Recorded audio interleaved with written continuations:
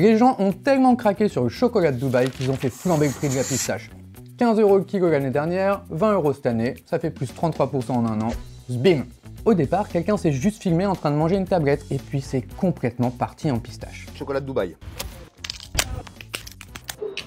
Oh oh! Mais alors comment ça se fait que le marché est saturé si vite? Il se trouve que la pistache a une culture très spécifique qui la rend assez vulnérable et en plus de ça, elle a une géographie très particulière. Allez, je vous raconte la géopolitique de la pistache. Générique.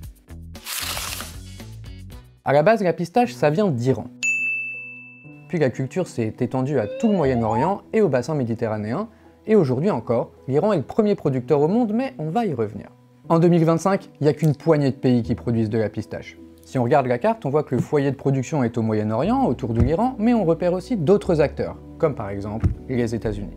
Parce qu'aujourd'hui, ce sont eux les premiers producteurs de pistaches au monde. Ça veut dire que la plante a été exportée artificiellement hors de son foyer d'origine. Elle n'a pas traversé l'Atlantique toute seule.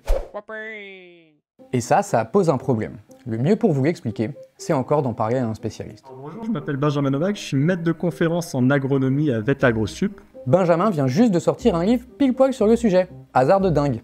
On l'écoute. L'un des problèmes qu'on a avec ces plantes qui se sont développées loin de leur foyer d'origine, c'est qu'on observe une baisse de la diversité par rapport à leur foyer originel.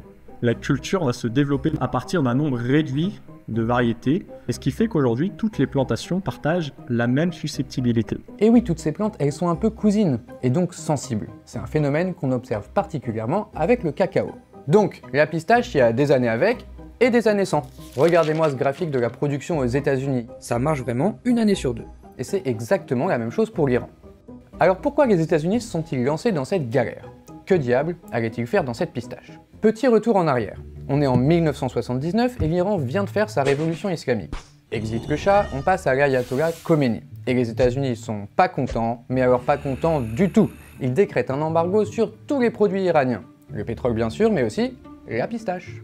Sauf que les Américains, comme tout le monde, ils aiment bien boire des coups en mangeant des pistaches. Alors ils se lancent à fond dans la production qui était archi minoritaire en Californie. À partir de la fin des années 70, les volumes vont s'envoler puis carrément dépasser ceux de l'Iran dans les années 2000.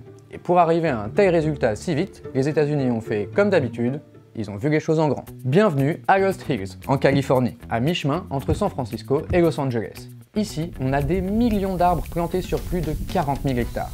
Des centaines de silos pouvant chacun accueillir plus de 500 tonnes de pistaches, des parkings, des conteneurs, des bureaux et même une piste d'aéroport.